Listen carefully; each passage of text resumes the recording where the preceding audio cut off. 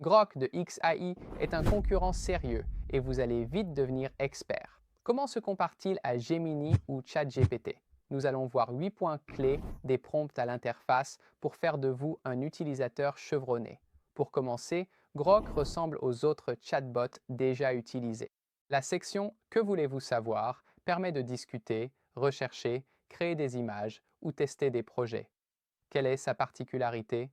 Avant tout, voyons les modèles, car ils font toute la différence. Grok est en mode auto par défaut.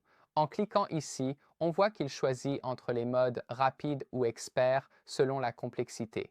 Le modèle rapide sert aux questions simples comme qu'est-ce qu'un concombre ou combien font 2 plus 2.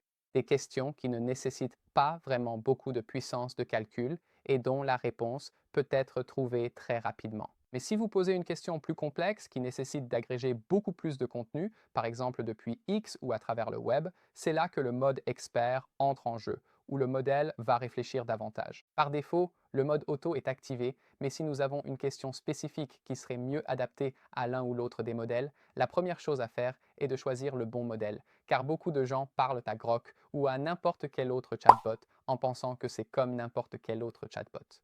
Mais idéalement, si nous voulons obtenir les meilleurs résultats, il faut que la question que nous posons ou la conversation que nous entamons soit adaptée au bon modèle. En testant le modèle rapide ici, on peut voir que certaines des questions par défaut que nous avons, si je tape W par exemple, on a WhatsApp, Walmart, Wordle, calendrier des World Series. Donc si je sélectionne cela et que je commence la conversation, il va très rapidement afficher le calendrier des World Series pour 2025. La réponse est très rapide. Il ne fait pas beaucoup de réflexion et nous avons ici tout le calendrier avec toutes les sources individuelles listées en dessous, des pages web aux publications X ainsi que la possibilité de poser d'autres questions. Nous avons aussi un joli petit tableau ici qui nous montre les matchs à venir et les matchs terminés. On retrouve des équipes comme les Brewers et les Dodgers, les Blue Jays et les Mariners, ainsi que les scores finaux. Ce sont des questions simples avec des réponses simples. Mais pour poser une question complexe et démarrer une nouvelle conversation, il suffit d'aller à gauche, cliquer sur Chat et nous y sommes. Donc pour celle-ci, je vais faire une sélection différente. Je vais activer le modèle Expert. Celui-ci va donc réfléchir davantage. Là, je ne vais pas poser une question simple du genre qu'est-ce que ceci ou qu'est-ce que cela. Je vais dire donne-moi un rapport complet sur la performance des concombres en termes de popularité et de prix. C'est donc une question bien plus complexe. Il ne va pas simplement savoir quelle est la popularité d'un concombre ou quel est son prix, et il ne sera certainement pas capable de fournir un rapport complet, quoi que cela veuille dire. Maintenant, en utilisant ici le modèle complexe, l'expert, il va réfléchir sérieusement et on peut voir qu'il va lui falloir quelques secondes de plus pour vraiment réfléchir à notre demande et nous allons voir exactement ce qu'il fait en temps réel lorsqu'il s'agit de récupérer les sources. Cela donne une réponse plus détaillée. Avec le modèle complet expert, il n'a fallu que 14 secondes pour répondre à l'invite. Il a vite généré un rapport de marché sur la popularité et les prix des concombres de 2020 à 2025. Nous avons toutes les données ici. Nous avons une analyse des prix avec les prix actuels, comme on peut le voir, comparés à ce qu'ils étaient réellement dans les tendances historiques, et vous voyez le principe. En somme, il s'agit d'informations bien plus complexes qu'un simple planning, et tout est agrégé ici d'une manière organisée exactement comme je l'ai demandé. Et tout comme avec notre modèle rapide, nous avons 17 publications X à remercier, 25 pages web, et nous pouvons voir exactement combien de temps cela a pris. Et ensuite, nous pourrions poursuivre avec d'autres questions ici. Il suffit de cliquer dessus pour commencer et continuer la conversation. Bien sûr, je ne suis pas obligé d'utiliser l'une de ces réponses suggérées. Je peux toujours continuer la conversation moi-même simplement en parlant à Grok en bas, ici. Et comme nous pouvons le voir, il est actuellement sur le modèle expert. Mais voici le deuxième point, le changement de modèle, car ce que les gens ne réalisent pas, c'est qu'il est très facile au début de rester simplement sur un modèle particulier. Mais les conversations ne restent pas toujours ainsi. Parfois, une conversation qui avait commencé de façon très complexe passe soudainement à des réponses beaucoup plus rapides et concises. Et dans ce cas, c'est une excellente occasion pour moi de passer du modèle expert au modèle rapide. Mais beaucoup de gens ne savent pas que c'est en fait possible. Ils pensent qu'une fois que vous avez choisi un modèle, vous êtes bloqué avec ce modèle pour toute la conversation. Mais ce n'est pas le cas. Comme nous pouvons le voir ici, si je descends et sélectionne un autre modèle, je pourrais le changer de Expert Rapide à même Grok 4 Rapide qui est en version bêta et qui est un modèle plus récent de Grok. Donc, si je veux essayer Grok 4 Rapide, nous pouvons voir que je peux continuer la conversation avec ce nouveau modèle. Le changement de modèle est très utile car selon la complexité de ma conversation, j'ai besoin de le modifier à tout moment. Et rester sur un seul modèle peut parfois être inefficace. Si je pose une question plus simple comme « Pourquoi n'aime-t-on pas les concombres ?», ce modèle plus récent, réglé sur rapide, va réfléchir à la demande. Il cherche pourquoi les gens n'aiment pas ça, puis il reconnaît que cela fait suite à nos discussions précédentes. Puis il va prendre le temps de faire des recherches. Il va examiner exactement ce dont nous avons parlé jusqu'à présent et simplement ajouter ma question à la fin de tout cela ici. Et comme nous pouvons le voir ici, il a réfléchi un peu plus longtemps et maintenant nous avons une réponse beaucoup plus complexe, même si cela a quand même été assez rapide. Pour la plupart des gens, cela suffit. Mais en bas ici, ces boutons sont souvent négligés. Et ces boutons sont en fait le troisième point à connaître pour devenir un utilisateur avancé. Beaucoup d'utilisateurs, s'ils ne sont pas satisfaits de la réponse, vont simplement commencer une nouvelle conversation. Mais en faisant cela, ils perdent tout l'historique de discussion qu'ils avaient déjà établi. Donc, si vous n'aimez pas vraiment la réponse que Grok donne, vous pouvez simplement descendre ici en bas et régénérer, écouter à voix haute. Vous pouvez démarrer un nouveau fil de discussion. Et qu'est-ce que cela signifie réellement? Eh bien, j'y reviendrai dans une seconde car ce sera le point numéro 4. Souvent négligé. Si je n'aime pas ce qui est dit, je peux régénérer la réponse. Donne-moi une autre réponse. Et il va régénérer cette réponse et peut-être adopter une approche un peu différente. Vous pouvez aussi, lié à l'étape 3, aller dans l'onglet Plus pour exporter en PDF. Plutôt que de copier, vous gardez le format de Grok en PDF. Mais je vous entends déjà m'interroger sur cette fonction de fil de discussion. Que fait-elle? C'est le point 4. On est à mi-chemin pour maîtriser Grok sans même parler d'ingénierie de prompt. En cliquant sur Démarrer un fil sur cette réponse, je peux poursuivre la conversation dans un nouveau fil. Qu'est-ce que cela signifie? Eh bien, il y a ici deux conversations totalement distinctes qui se déroulent, l'une dans le fil principal et l'autre dans le fil secondaire. Je pourrais avoir ici deux conversations complètement séparées et les laisser évoluer dans des directions totalement différentes, tout en les sauvegardant chacune de leur côté.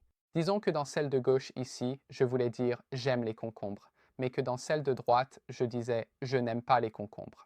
Eh bien, ce que je peux faire ici, en utilisant cette astuce de changement de modèle dont nous avons parlé plus tôt, c'est de le remettre en mode rapide, ce qui changera le modèle pour les deux conversations. Et puis, dans ce fil, je peux dire « Je n'aime pas les concombres, qu'est-ce que c'est ?» Et donc, maintenant, quand je vais soumettre ici, même si je tapais dans les deux, on peut voir que la conversation, ce fil, va continuer à droite ici, mais cela n'affectera pas réellement notre discussion principale.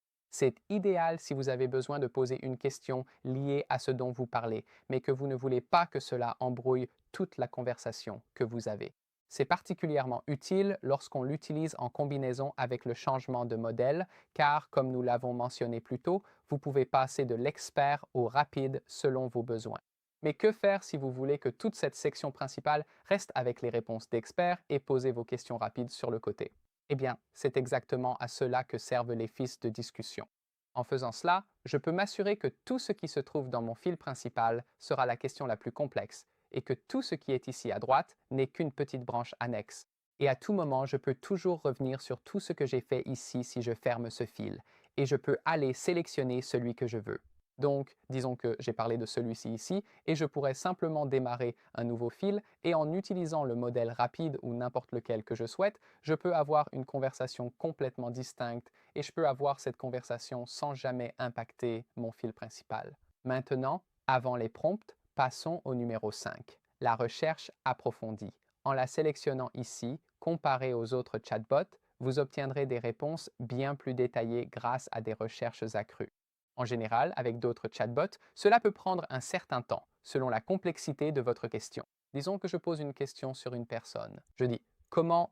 ou alors, en fait, « Donne-moi toute l'histoire de l'Amérique du Nord depuis la création du temps » ou quelque chose comme ça, une autre question de ce genre.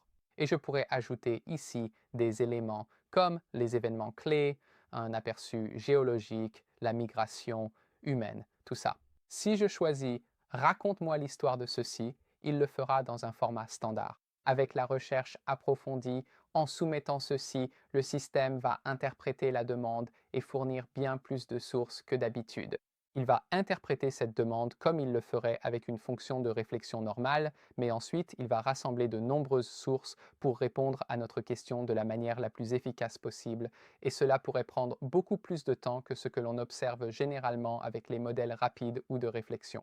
Comme nous pouvons le voir ici, dès le début de la requête, il extrait des informations de 9 sources différentes que nous voyons ici sur le côté. Nous pouvons voir tous les résultats de recherche qu'il parcourt et cela va prendre beaucoup plus de temps pour effectuer, comme il le dit, une recherche approfondie sur la source réelle de notre information. Cela signifie donc qu'au lieu de fournir simplement une réponse très simple, il va nous donner une réponse très détaillée et complexe.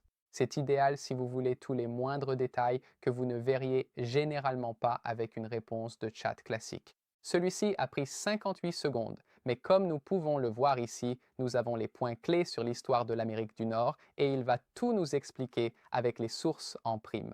Comme nous pouvons le voir en bas ici, lorsqu'il effectue sa recherche approfondie, il extrait toutes ces informations et les relie explicitement. Nous avons Wikipédia, nous avons science.nasa.gov, nous avons YouTube. Nous avons toutes les différentes sources dont il tire l'information et il nous la présente d'une manière bien plus détaillée que ce que nous obtiendrions avec une réponse de chat classique. Je veux dire, rien qu'en en parlant, ça continue encore ici. Avec la recherche approfondie, il ne saute pas les sujets qui semblent inutiles ou superflus, car vous avez précisément demandé une réponse plus complexe et plus fouillée. Comme nous pouvons le voir, cela continue encore ici.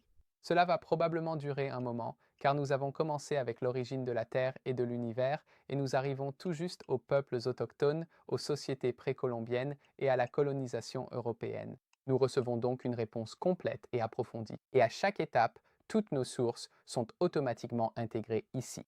Enfin, une fois terminé, nous obtenons nos principales citations en bas ici, et cela nous indique exactement d'où proviennent les informations. Et bien que ce soit les sources principales, nous pouvons toujours, comme pour toute autre réponse, aller voir exactement quels résultats de recherche ont été consultés pour extraire ces sources, afin de savoir précisément d'où provient l'information et de pouvoir la valider nous-mêmes. La prochaine chose ici, c'est d'utiliser efficacement les projets. Beaucoup de gens pensent que lorsqu'il s'agit d'organiser des éléments dans Grok, les projets ne servent vraiment que lorsqu'ils doivent collaborer avec quelqu'un d'autre. Mais c'est loin d'être le cas. En fait, cela peut vous faire gagner beaucoup de temps en vous évitant de devoir donner les mêmes instructions à chaque fois. Si vous préférez obtenir une réponse d'une certaine manière, c'est exactement comme cela qu'il faut procéder. Et vous pouvez commencer en créant un nouveau projet. Disons donc que j'essaie de créer un nouveau projet de recherche sur, et je vais choisir les concombres puisque cela semble être le thème de cette vidéo, et je vais indiquer « Soyez pragmatique, allez droit au but et n'incluez pas d'opinion ». Maintenant, c'est très important. Si je veux que Grok me donne une réponse d'une manière particulière, c'est-à-dire que je ne veux que les faits réels, je ne veux aucune opinion, je veux que ce soit pragmatique, direct, sans y ajouter votre propre interprétation, je peux le faire, puis je peux ajouter tous les fichiers du projet. Ainsi, dans toutes les conversations que nous aurons, Grok utilisera les fichiers spécifiques que j'ai téléchargés pour rester à jour. Le contexte est crucial. Moins on se répète, plus il est facile pour le chatbot de vous donner les réponses que vous recherchez. C'est donc à cet endroit précis que j'ajouterai tous les fichiers du projet. Et une fois que j'ai fait cela, j'ai maintenant des conversations catégorisées. C'est très différent, par exemple, d'un chatbot personnalisé où vous pouvez commencer une nouvelle conversation à chaque fois et où il est entraîné dans un format particulier. Ici, au contraire, toutes vos discussions sont organisées sous un même sujet. Disons par exemple que vous avez un projet dont vous parlez et qui est lié à votre travail ou à vos finances. Vous pouvez avoir différents projets, chacun avec des informations différentes comme contexte, afin de garder vos informations séparées pour que vos discussions ne se chevauchent pas et qu'il soit plus facile de les retrouver. Et cela signifie que tout fichier de projet que vous ajoutez sera automatiquement pris en compte dans les conversations que vous avez. Cela rend l'utilisation de Grok beaucoup plus simple et rapide car vous passez moins de temps à vous répéter.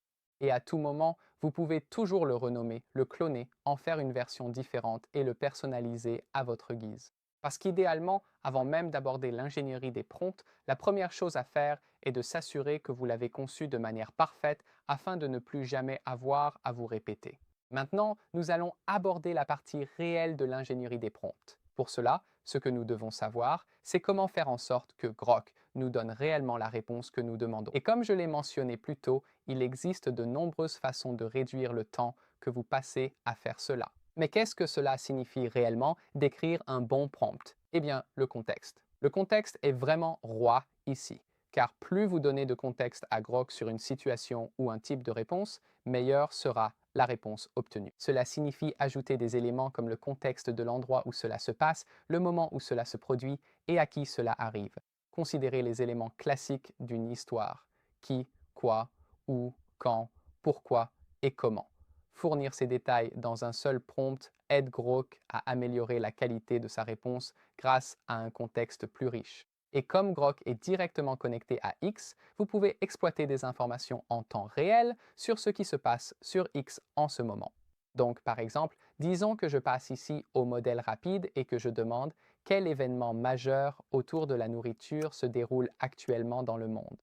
Donc, disons que je pose cette question ici. Cela va démarrer une nouvelle conversation et récupérer des informations. C'est la Semaine mondiale de l'alimentation à Abu Dhabi. Ce rassemblement de plusieurs jours réunit 2000 exposants du monde entier pour lancer l'événement. Très bien. J'ai donc maintenant un peu de contexte sur ce que je peux demander. Alors maintenant, utilisons le cadre des questions qui, quoi, où, pourquoi et comment. Je vais donc passer au modèle expert ici et je vais dire alors qui. Je vais donc demander qui est le meilleur fournisseur. Voici le qui. À la Semaine mondiale de l'alimentation, c'est le où et le quoi. Cette semaine, c'est le quand. Et enfin, le pourquoi et le comment. Et pourquoi sont-ils objectivement considérés comme les meilleurs? Donc ça, c'est le pourquoi comment. Donc, qui est le meilleur fournisseur lors de la Semaine mondiale de l'alimentation cette semaine et pourquoi est-il objectivement considéré comme le meilleur? Je vais donc poser cette question et en fournissant tous ces éléments, cela va donner à Grok la réponse exacte que je recherche. Mais nous pouvons continuer à aller encore plus loin. On voit que sa réponse est qu'aucun fournisseur n'est objectivement le meilleur. Beaucoup sont excellents sur X, mais celui-ci prime par son envergure, son leadership local, son intégration, sa visibilité et son alignement thématique mondial.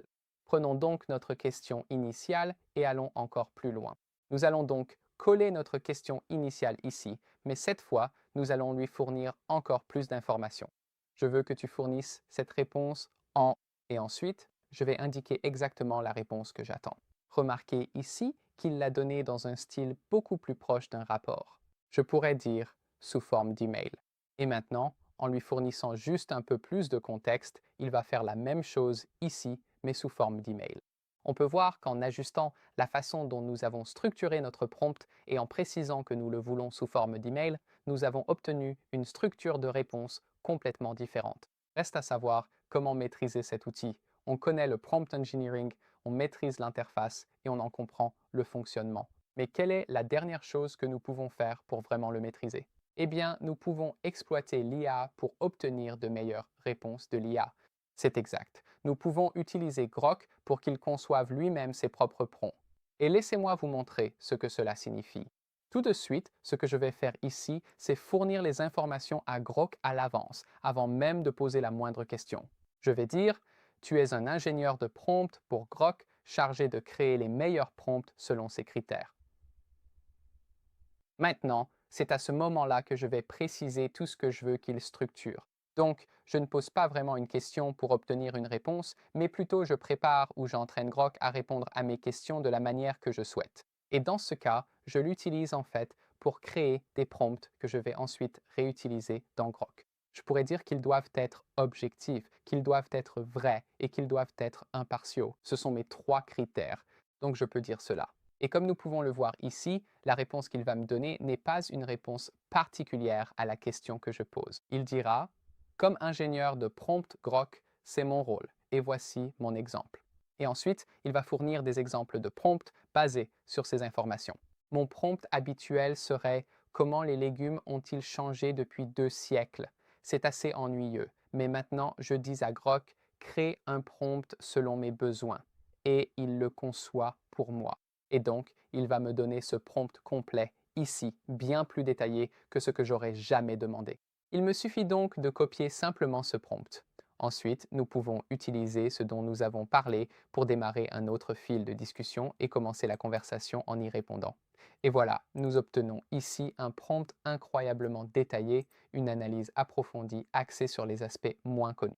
Le contexte est bien plus riche, un aspect insoupçonné à moins de rester assis ici 10 ou 15 minutes. Mais en seulement quelques secondes, Grok a pu créer un prompt pour lui-même. Avec le bon modèle activé, cliquons simplement sur Soumettre pour voir le résultat obtenu. En utilisant le prompt fourni par Grok plutôt que de le rédiger, on utilise l'IA contre elle-même. De plus, on obtient une réponse plus riche et de meilleure qualité car on exploite ses connaissances, lui offrant l'outil idéal pour un meilleur résultat. Et pour cela, parce que le prompt est bien plus complexe que ce que j'aurais simplement écrit, on peut voir que cela va prendre beaucoup plus de temps ici. Il va réfléchir à ma demande, il recherche des images et il rassemble toutes ces informations pour vraiment me donner la meilleure réponse possible. De manière générale, le temps que met Grok à vous donner une réponse n'indique pas la qualité de la réponse. Mais si vous lui fournissez beaucoup plus d'informations contextuelles sur lesquelles s'appuyer, cela prendra plus de temps car il va élaborer une réponse de bien meilleure qualité pour vous et la structurer de la manière que vous avez demandé.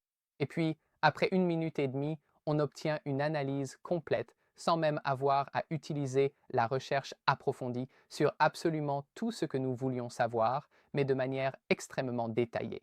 Caractéristiques physiques, influence des avancées technologiques. Nous avons ici tout ce que je souhaiterais généralement et cela va généralement vous permettre d'obtenir de bien meilleures réponses et de voir les choses sous un nouvel angle que vous n'auriez pas simplement en tapant les requêtes vous-même.